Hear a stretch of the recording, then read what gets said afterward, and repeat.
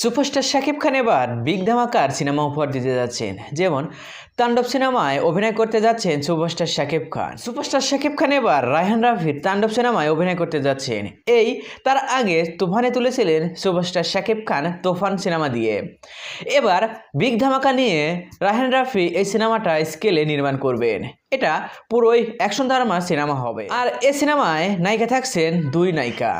Superstar Shakib খানের তাণ্ডব সিনেমায় নায়িকা থাকবে দুইজন, একটি বাংলাদেশের ও একটি কলকাতার।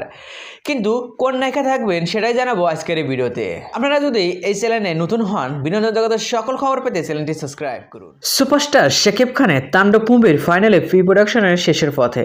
ফেব্রুয়ারিতেই একটি মহরতের মাধ্যমে ঘোষণা আসছে খুব শীঘ্রই। তাণ্ডব মুভিতে দুজন নায়িকা লাগবে, একজন বাংলাদেশের, অন্যজন কলকাতার।